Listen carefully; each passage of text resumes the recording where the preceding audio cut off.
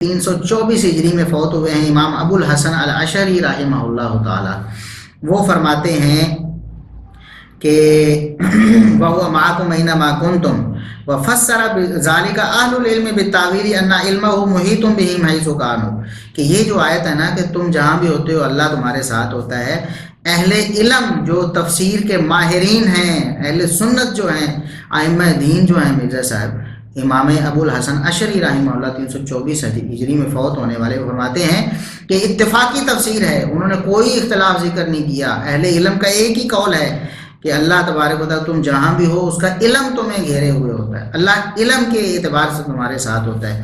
امام ابو بکر الاجری رحمہ اللہ تعالیٰ بڑے عقیدے کے مشہور امام ہیں، 360 ہجری میں فوت ہوئے۔ وہ اپنی کتاب الشریعہ میں فرماتے ہیں الذی یذهب الیہ اہل العلم، اہل علم، اہل سنت، اہل عقل، اہل فہم جو ہیں وہ ایک ہی بات کہتے ہیں کہ ان اللہ عز وجل علی عرشہ فوق سماوات، اللہ عز وجل اپنے عرش پر مستوی، ساتوں آسمانوں سے اوپر ہے، وعلمہ محیط بکل شیء، ہر چیز کو گھیرے ہوئے اس کا علم ہے، قد احاط علمہ بجمیع ما خلق فی السماوات اللہ، جو بلند آسمانوں میں جو کچھ اللہ نے پیدا کیا اس کو بھی اللہ کا علم گھیرے ہوئے ہے، اور جو کچھ زمین میں ہے، جہاں بھی جو کچھ بھی ہے، اللہ تبارک و تعالیٰ کا علم انہیں محیط ہے، اللہ کا علم ہر جگہ ہے۔ اور اسی طرح وہ فرماتے ہیں کہ فَإِن قَالَ قَائِلٌ اِشْ يَكُونُ مَعْنَى قَوْلِهِ، فرماتے ہیں کہ اگر کوئی کہے، کوئی جہمی آپ سے کہے کہ اللہ کے اس فرمان کا پھر کیا مطلب ہے کہ مَا يَكُونُ مِن نَجْوَىٰ ثَلَاثَةٍ إِلَّا هُوَ رَابِعُهُمْ، تم 3 سرگوشی کر رہے ہوتے ہو، وہ 3 سرگوشی کر رہے ہوتے ہیں تو چوتھا اللہ ہوتا ہے، اس کا مراد کیا ہے، اس کا معنی بتاؤ، کوئی جہمی کہے گا نا آپ سے، تو وہ فرماتے ہیں قیل لہ، اس جہمی کو جواب یہ دیا جائے گا کہ علم ہو، یہاں مراد اللہ کا علم ہے، اللہ چوتھا یعنی اللہ کا علم ہوتا ہے، واللہ عز وجل علی عرشہ، اللہ عز وجل تو اپنے عرش پر مستوی ہے، وعلمہ محیط بہم، اللہ کا علم انہیں گھیرے ہوئے ہے، قضا فسرہ اہل العلم، دوبارہ پھر تاکیداً فرمایا اہل علم نے اس کی تفسیر ایسے ہی کی ہے، اہل علم اہل سنت ایسے ہی کہتے ہیں، والآیت یدل اولها وآخرها علی انہ العلم، فرماتے ہیں یہی آیت اگر جاہلوں جہمیوں پڑھ لیتے آپ، اس کا آغاز بھی اور اس کا اختتام بھی بتا رہا ہے کہ یہاں علم ہی مراد ہے، وہو علی عرشہ، فہذا قول المسلمین، تیسری گرہ لگائی امام ابو بکر الاجری رحمہ اللہ نے، پہلے بھی کہا اہل علم کا قول ہے، پھر فرمایا اہل علم کا قول ہے، تیسرا پھر فرمایا فہذا قول المسلمین، تمام مسلمانوں کا کہنا یہی ہے کہ اللہ کا علم ساتھ ہوتا ہے، اللہ کی ذات عرش پر مستوی ہے۔ اللہ کے لیے مرزا صاحب آپ غور کریں، اس کو آپ بدعتی کہہ رہے تھے نا، ان لوگوں کو بدعتی کہہ رہے تھے نا، اس عقیدے کو بدعت کہہ رہے، اس عقیدے کو فتنہ کہہ رہے تھے۔ آگے وہ آپ کی جو عبارت جہاں پر مذاق کیا وہ میں اینڈ میں سناتا ہوں آپ کو۔ ابن بطہ رحمہ اللہ جو 387 ہجری میں فوت ہوئے ہیں، 387 ہجری میں امام ابن بطہ رحمہ اللہ، وہ فرماتے ہیں کہ ان اللہ علی عرشہ بائن من خلقہ، اللہ تبارک و تعالیٰ اپنے عرش پر مستوی ہے، اپنی مخلوق سے جدا ہے، وعلمہ محیط بخلقہ،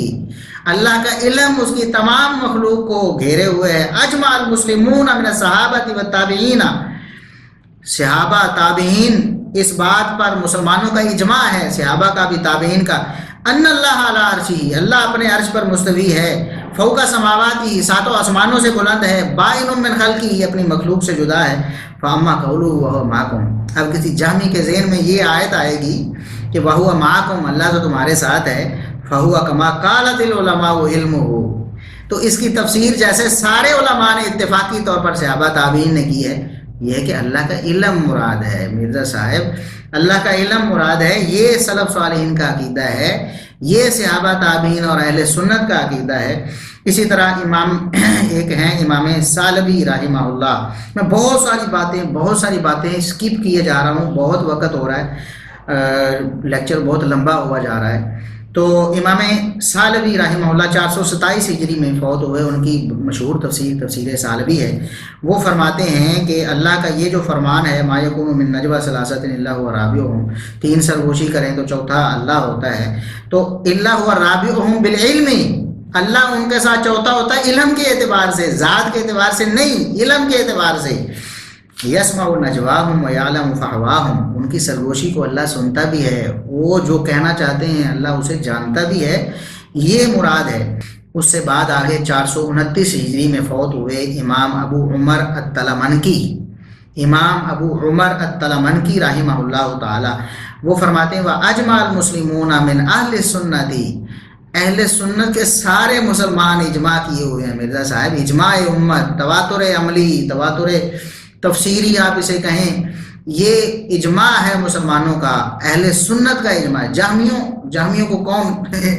اجماع میں شامل کرتا ہے اور اہل سنت کون سمجھتا ہے؟ جہمی خارج ہے مرزا صاحب اس سے۔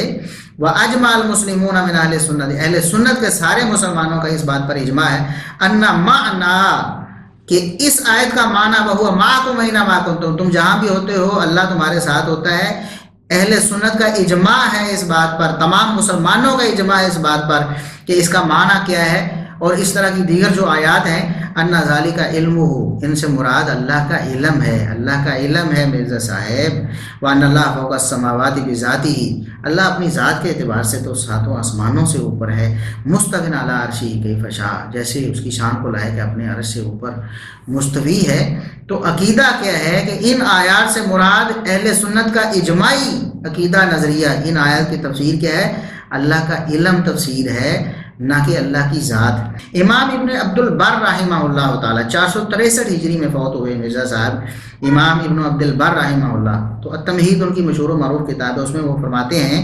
کہ وَأَمَّا احْتِجَاجُهُمْ بِقَوْلِهِ عَزَّ وَجَلَّ، جہمی لوگ جو دلیل بناتے ہیں نا فرمان باری تعالیٰ کو کہ تیسرے تین ہوتے ہو تو چوتھا اللہ ہوتا ہے، تو فَلَا حُجَّةَ لَهُمْ فِي ظَاهِرِ هَذِهِ الْآيَةِ، اس آیت کے ظاہری الفاظ میں بھی ان کے لیے کوئی دلیل نہیں ہے۔ لِأَنَّ عُلَمَاءَ صحابۃ و تابعین الذین حُمِلَتْ عَنْهُمُ التَّأْوِیلُ فِی القرآن قالوا فی تأویل هذه الآیة هو علی العرش وعلمہ فی کل مکان، کیونکہ صحابہ تابعین اور ائمہ دین جن سے یہ تفسیر نقل ہو کے ہم تک پہنچی ہے، وہ اس آیت کی تفسیر میں ایک ہی بات کہتے ہیں، وہ فرماتے ہیں اس آیت کی تفسیر ہے کہ اللہ اپنی ذات کے اعتبار سے عرش پر ہے، وعلمہ فی کل مکان، اس کا علم ہر جگہ پر ہے۔ وما خالفهم فی ذلک احد یحتج بقولہ، فرماتے ہیں کہ صحابہ تابعین، تبع تابعین اور ائمہ دین کا یہ جو عقیدہ اجماعی اور اتفاقی ہے، کسی ایک چج کے بندے نے، کسی ایک معتبر بندے نے ان کی مخالفت نہیں کی، سارے کے سارے جہمی گمراہ ظالمین ہیں جو انکار کرتے ہیں، جو رد کرتے ہیں، ورنہ اہل سنت میں سے کسی ایک امام نے بھی اس کا رد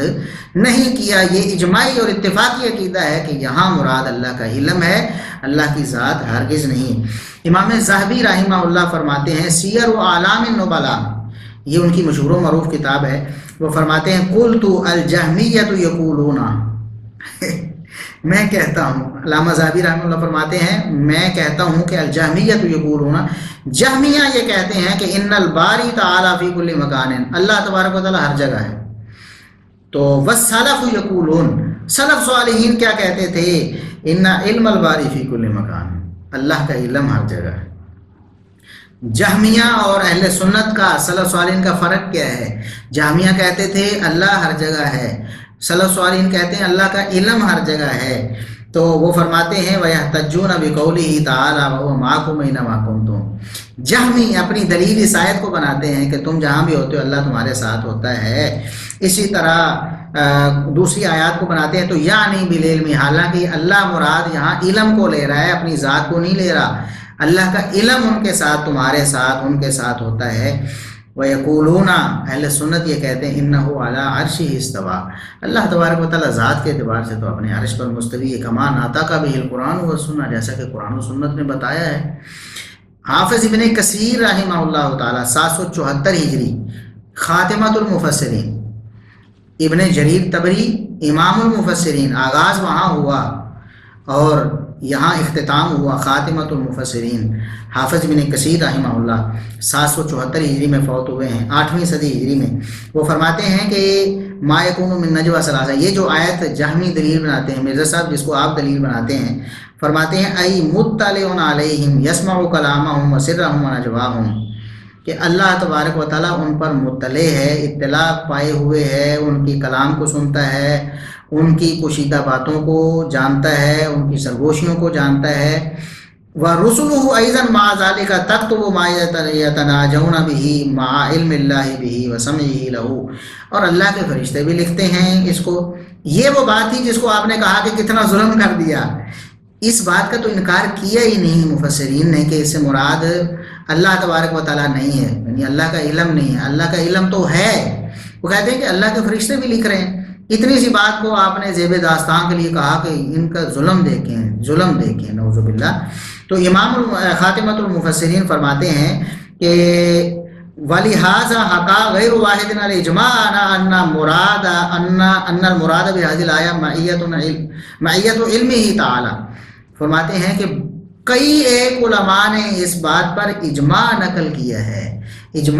کیا ہے کہ اس آیت میں معیت سے مراد اللہ کی ذات کی معیت نہیں بلکہ اللہ کے علم کی معیت مراد ہے۔ ولا شک فی ارادۃ ذالک۔ حافظ ابن کثیر فرماتے ہیں کہ اللہ کی یہ مراد ہونے میں کوئی شبہ نہیں کہ یہاں اللہ کی ذات نہیں، اللہ کا علم ہی مراد ہے۔ شیخ العرب والعجم جامع المنقول والمعقول علامہ بدیع الدین شاہ راشدی رحمہ اللہ، ترتیب میں پہلے بتا چکا ہوں کہ انہوں نے بڑی تفصیل کے ساتھ اس پر لکھا ہے، اللہ کے فضل و کرم سے اور کمال لکھا ہے۔ تو 1996 میں فوت ہوئے۔ 1996 میں ابھی سمجھ لیں کہ 23 سال ہوئے ہوں گے انہیں فوت ہوئے۔ حالیہ دور کے شیخ العرب والعجم بلا مبالغہ عرب و عجم کے شیخ تھے۔ انہوں نے بھی یہی بات فرمائی ہے کہ اس سے مراد علم ہے۔ وہ فرماتے ہیں انہوں نے اس آیت سے علم مراد ہونے کی اور ذات مراد نہ ہونے کی 25 وجہیں بیان کی ہیں۔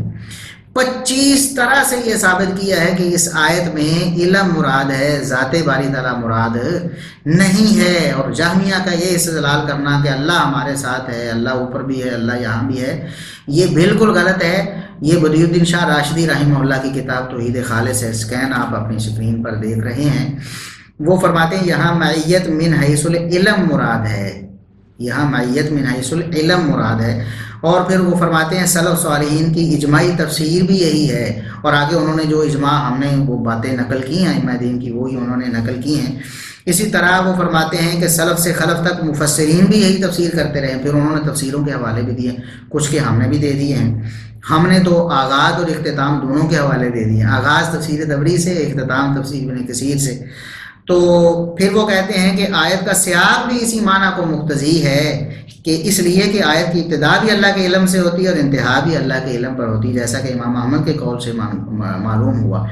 تو یہ، اور آخر میں مرزا صاحب آپ کے لیے اسپیشل کہ